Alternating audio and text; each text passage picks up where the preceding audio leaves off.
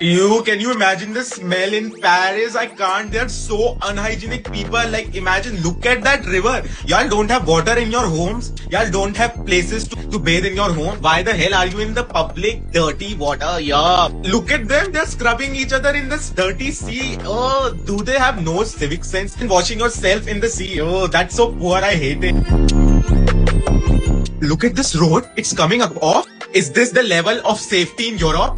Oh, just imagine if all of these videos were coming from India and how different would their comments and outrage be. വണക്കം. Europe വലിയ പ്രതിസന്ധിയിലേക്ക് പൊയ്ക്കൊണ്ടിരിക്കുകയാണ്. സംഭവം വേറൊന്നുമില്ല, കാലാവസ്ഥാ വ്യതിയാനവും കാലാവസ്ഥാ മാറ്റവും ഒക്കെ. ഈ എൽ നീനോ എന്ന് പറയുന്ന പ്രതിഭാസം ഉണ്ടല്ലോ, അത് യൂറോപ്പിനെ വല്ലാതെ പിടിച്ചു കുലുക്കിയിരിക്കുകയാണ്. 1300 പേരാണ് ഇതിനോടകം തന്നെ യൂറോപ്പിൽ കടുത്ത ചൂട് കാരണം മരണപ്പെട്ടത് എന്നുള്ള റിപ്പോർട്ടുകൾ ഇതിനോടകം തന്നെ പുറത്തു വന്നു കഴിഞ്ഞു. അപ്പോൾ കഴിഞ്ഞ ദിവസം നമ്മൾ ഈ ഫ്രാൻസിൽ നടന്ന ഒരു കാര്യം നമ്മൾ ചർച്ച ചെയ്തു. അതായത് ഈ ഫ്രാൻസിൽ ഒരു കോൺസേർട്ട് അതിനിടയിൽ നുഴഞ്ഞു കയറിയ സാമൂഹിക വിരുദ്ധർ, അല്ലെങ്കിൽ അതിനിടയിലുള്ള ആൾക്കാർ തന്നെ സ്ത്രീകളുടെ നെഞ്ചിൽ സിറിഞ്ച് കുത്തിയിറക്കി ആ സ്ത്രീകളെ ബലാത്സംഗം ചെയ്യാനായിട്ട് ശ്രമിക്കുന്നു, പിക്ക് പോക്കറ്റ് അടിക്കുന്നു, കലാപശ്രമം നടത്തുന്നു, പോരാത്തതിന് കൊച്ചുകുട്ടികളെ വരെ പീഡിപ്പിക്കാനുള്ള ശ്രമങ്ങൾ നടത്തുന്നു എന്ന് പറഞ്ഞൊരു വീഡിയോ ഞാൻ ചെയ്തത് ചില ആൾക്കാരുടെയെങ്കിലും ശ്രദ്ധയിൽപ്പെട്ട് കാണാം. അത് നമ്മൾ ചെയ്തതിൻ്റെ പ്രധാനപ്പെട്ട ഒരു കാരണം എന്ന് പറയുന്നത്, ഇന്ത്യ എന്ന് പറയുന്ന രാജ്യത്ത് എന്തിനെങ്കിലും നടന്നു കഴിഞ്ഞാൽ അത് അങ്ങോട്ട് യൂറോപ്പിനെ നോക്കൂ, എന്തൊരു സിവിക് സെൻസാണ് അവർക്ക് എന്ന് പറയുന്ന ചില മലവാണങ്ങൾ കാണാനാണ് എന്നുള്ളത് കൊണ്ടാണ് ആ വീഡിയോ ചെയ്തത്. ഇപ്പോഴിതാ യൂറോപ്പിനെ സംബന്ധിച്ച് പറയുകയാണെങ്കിൽ ഇപ്പോൾ ഇൻസ്റ്റാഗ്രാമിൽ മുഴുവൻ യഥാർത്ഥത്തിൽ യൂറോപ്പിലെ ഈ അവസ്ഥ എന്ന് പറയുന്നത് അതിഭീകരമാണ്.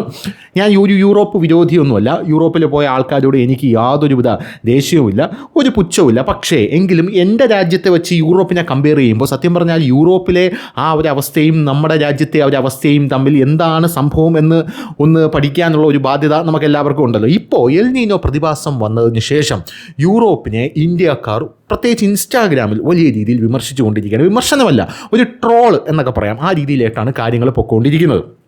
നമുക്കറിയാം, നമ്മുടെ രാജ്യത്ത് ആരെങ്കിലും കുളത്തിൽ കുളിക്കുന്നത് കണ്ടാലോ അല്ലെങ്കിൽ കനാലിൽ കുളിക്കുന്നത് കണ്ടാലോ, എവിടെയെങ്കിലും നമ്മുടെ നാട്ടിൽ ഒരു പബ്ലിക് പ്ലാറ്റ്ഫോമിൽ നിന്ന് കുളിക്കുന്നത് കണ്ടാലോ ഒക്കെ വലിയ രീതിയിലുള്ള വിമർശനം യൂറോപ്യൻ വ്ളോഗർമാർ വന്ന് ഇങ്ങോട്ടേക്ക് ഇറക്കിയിട്ട് ഭയങ്കര ഡേർട്ടിയാണ്, ഭയങ്കര ഫിൽത്തിയാണ്, ഒട്ടും തന്നെ വൃത്തിയില്ല നമ്മുടെ രാജ്യത്ത് എന്നൊക്കെയുള്ള വലിയ രീതിയിലുള്ള പ്രഹസനങ്ങളൊക്കെ അവരുടെ വ്ളോഗിൽ കാണിക്കാറുണ്ട്.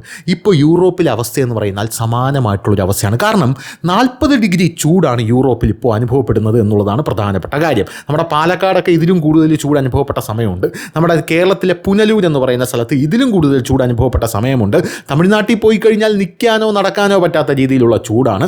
അങ്ങനെയുള്ള ചൂടൊക്കെ നമുക്ക് വളരെ ഈസി ആയിട്ട് മെയിൻറ്റെയിൻ ചെയ്ത് പോകാനായിട്ട് സാധിക്കും. പക്ഷേ യൂറോപ്പിലെ സായിപ്പന്മാർ അങ്ങനെയല്ല. യൂറോപ്പിലെ സായിപ്പന്മാർക്ക് ചൂട് താങ്ങാനുള്ള ശേഷിയില്ല. അതുകൊണ്ട് യവന്മാർ എന്ത് ചെയ്യുന്നു? യവന്മാർ അവിടെയുള്ള തെരുവുകളിലുള്ള പല പല കനാലുകളിൽ ചാടുന്നു, തുണിയെല്ലാം ഊരിപ്പറിച്ച് കളഞ്ഞ് റോഡിൽ നിന്ന് കുളിക്കുന്ന ഒരു കാഴ്ച കാണാനായിട്ട് സാധിക്കുന്നു.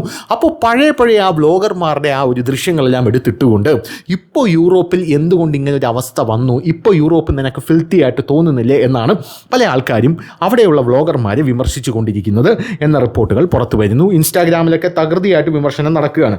ഈ ആഗോളതാപനവും എൽ നീനോ പ്രതിഭാസവും സമുദ്രതാപനവും കൂടിച്ചേർന്നതോടെ യൂറോപ്പ് തീച്ചൂളയാകുന്നു എന്നുള്ള റിപ്പോർട്ടുകളാണ് പുറത്തു വന്നുകൊണ്ടിരിക്കുന്നത്. മരണം 1300 കടന്നു. പോരാത്തതിന് ഭൗമോപരിതലത്തിലെ ചൂട് നിവർത്തിയ കുട പോലെ അന്തരീക്ഷത്തിന് മേൽ നിൽക്കുന്നതാണ് ഹീറ്റ് സിൻഡ്രോം എന്ന് പറയുന്നത്. ആ ഹീറ്റ് സിൻഡ്രോമാണ് യൂറോപ്പിൽ ഇപ്പോൾ അനുഭവപ്പെട്ടുകൊണ്ടിരിക്കുന്നത്.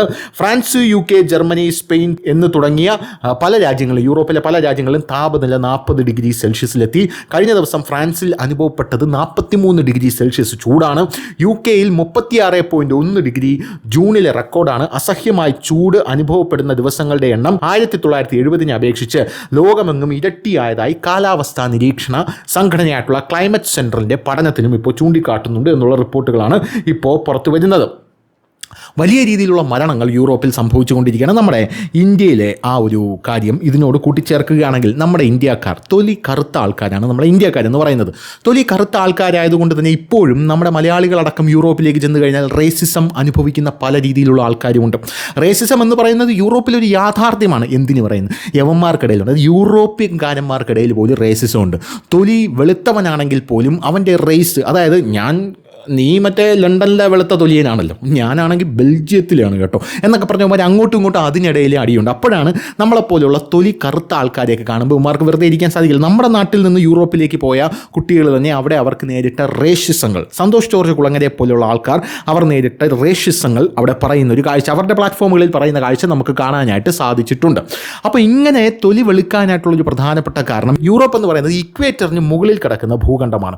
നമ്മുടെ രാജ്യം, അതായത് ഇന്ത്യ എന്ന് പറയുന്നത് ഇക്വേറ്ററിന് നടുക്ക് വരുന്ന അല്ലെങ്കിൽ ഇക്വേറ്ററിലൂടെ പോകുന്ന ഒരു രാജ്യമാണ്. അവിടെ ചൂട് കൂടുതലായിരിക്കും. അങ്ങനെ ചൂട് കൂടുതലുള്ള സ്ഥലങ്ങളിൽ എന്തായിരിക്കും അവസ്ഥ? സ്വാഭാവികമായിട്ടും ആൾക്കാരുടെ തൊലി കറുക്കും എന്നുള്ളതാണ്. അതേസമയം കടുത്ത വിൻ്റർ, ശൈത്യം വരുന്ന ആ നാടുകളിലൊക്കെ, ഇപ്പോൾ റഷ്യ, യൂറോപ്പ്, അങ്ങനെയുള്ള അമേരിക്ക പോലുള്ള രാജ്യങ്ങളിൽ തൊലി ആൾക്കാർ എന്തായാലും വെളുത്തായിരിക്കും ഇരിക്കുന്നത് എന്ന് നമുക്ക് എല്ലാവർക്കും അറിയാം. ഇതിൻ്റെ പ്രധാനപ്പെട്ട കാരണം ശരീരത്തിലെ മെലാനിൻ എന്ന് പറയുന്ന ഒരു പിഗ്മെൻറ്റേഷനാണ്.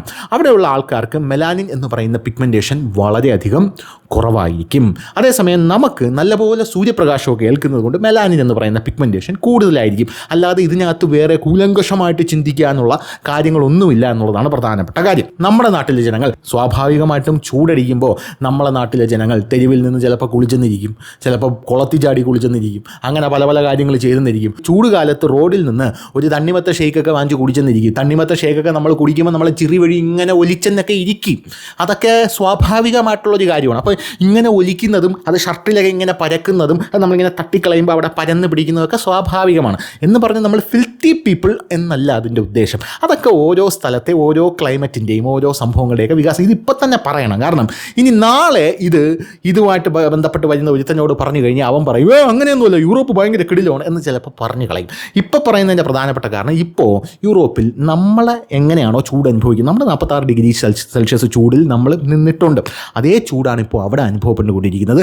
അപ്പോൾ അവർക്കത് താങ്ങാൻ വയ്യാതെ അവർ തുണിമണിയൊക്കെ പറിച്ച് കളഞ്ഞ് റോഡിലോട്ട് ഇറങ്ങുകയാണ്. പിന്നെ വേറൊരു പ്രധാനപ്പെട്ട കാര്യം, യൂറോപ്പിലെ റോഡുകൾ ഉരുകുകയാണ് എന്നുള്ളതാണ്.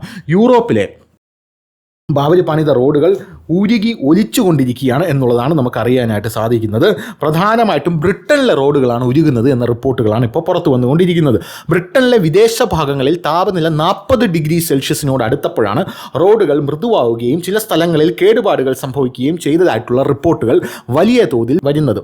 വേനൽക്കാലത്ത് താപനില പതിവായി 45 ഡിഗ്രി സെൽഷ്യസ് കടക്കുന്ന ഇന്ത്യയുമായി താരതമ്യപ്പെടുത്താനും ഈ സാഹചര്യം കാരണമായി എന്നാണ് മാധ്യമങ്ങൾ ഈ വാർത്ത കൊടുത്തിരിക്കുന്നത്.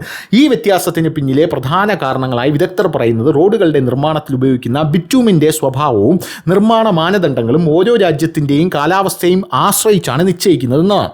ഇന്ത്യയിൽ വർഷം തോറും കടുത്ത വേനൽ അനുഭവപ്പെടുന്നതിനാൽ ഉയർന്ന താപനിലയെ പ്രതിരോധിക്കാൻ കഴിയുന്ന പ്രത്യേക ഗ്രേഡിലുള്ള ബിറ്റൂമിനാണ് ദേശീയപാതകളിലും പ്രധാന റോഡുകളിലും ഉപയോഗിക്കുന്നത്.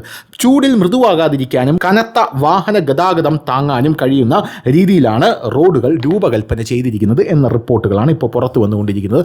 അത് യൂറോപ്പിലെ റോഡ് ഉരുവിയപ്പോഴാണ് ഇങ്ങനെയുള്ള റിപ്പോർട്ടുകൾ എല്ലാം താരതമ്യം ചെയ്ത് പഠിച്ചുള്ള റിപ്പോർട്ടുകൾ.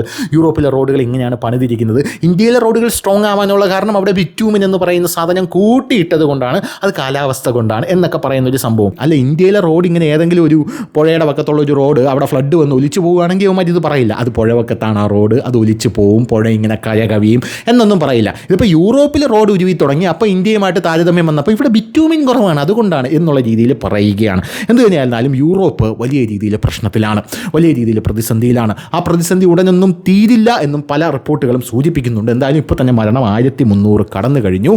യൂറോപ്പിലെ ജനങ്ങൾ വലിയ രീതിയിൽ കഷ്ടപ്പെട്ടുകൊണ്ടിരിക്കുകയാണ് എന്നാണ് മനസ്സിലാക്കാൻ സാധിക്കുന്നത്. അത് പെട്ടെന്ന് തീരട്ടെ എന്ന് മാത്രമേ നമുക്ക് പറയാനായിട്ട് സാധിക്കുകയുള്ളൂ. കാരണം ഇത് പ്രകൃതിയുടെ വികൃതിയാണ്. അപ്പോൾ ശരി.